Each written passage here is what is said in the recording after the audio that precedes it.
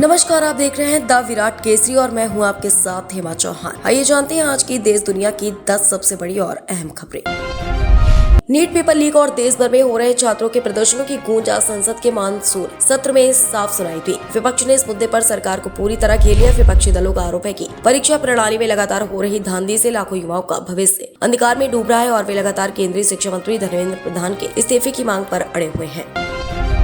संसद परिसर में आज विरोध का एक अलग ही नजारा देखने को मिला। कांग्रेस और अन्य विपक्षी दलों के सांसद काले कपड़े पहनकर संसद पहुंचे। सरकार की नीति और शिक्षा व्यवस्था में नाकामी के खिलाफ उन्होंने हाथों में तख्तियां लेकर सदन के बाहर जोरदार नारेबाजी की और सरकार विरोधी नारे लगाए।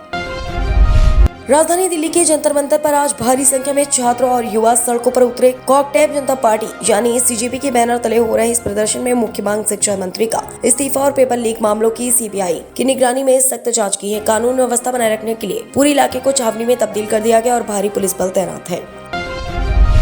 लोकसभा में विपक्ष के नेता राहुल गांधी ने जंतर मंतर पर प्रदर्शन कर रहे छात्रों पर हुई पुलिस कार्रवाई की कड़ी निंदा की है। उन्होंने सोशल मीडिया और मीडिया के जरिए सरकार पर हमला बोलते हुए कहा कि अपनी आवाज उठाने वाले युवाओं पर लाठियां बरसाई जा रही हैं। राहुल गांधी ने नैतिकता के आधार पर गृह मंत्री अमित शाह और शिक्षा मंत्री धर्मेंद्र प्रधान दोनों के इस्तीफे की मांग की है।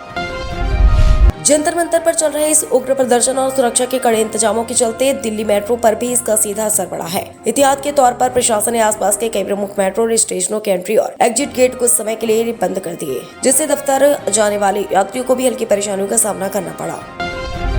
अहमदाबाद से एक बेहद दर्दनाक खबर सामने आ रही है। नरोदा इलाके में स्थित एक अवैध पटाखा फैक्ट्री में अचानक भीषण आग लग गई, जिसके चलते हुए शक्तिशाली धमाके में 10 लोगों की दर्दनाक मौत हो गई। शुरुआती जांच में सुरक्षा मानकों की अनदेखी की बात सामने आई है और स्थानीय प्रशासन राहत व बचाव कार्य में जुटा है।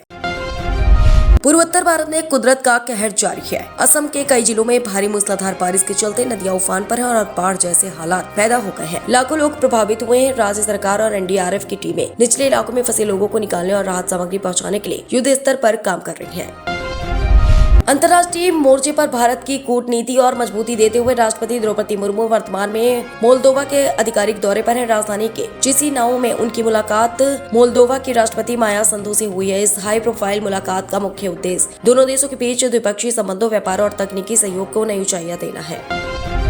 अयोध्या से राम जन्मभूमि से जुड़ी बड़ी खबर आ रही है। आज श्री राम जन्मभूमि तीर्थ क्षेत्र ट्रस्ट की एक बेहद अहम बैठक आयोजित की जा रही है। इस बैठक में मंदिर निर्माण के अगले चरणों की प्रगति के साथ साथ प्रशासनिक मुद्दों और हरिया एसआईटी रिपोर्ट के विभिन्न पहलुओं पर विस्तार से चर्चा होने की संभावना है।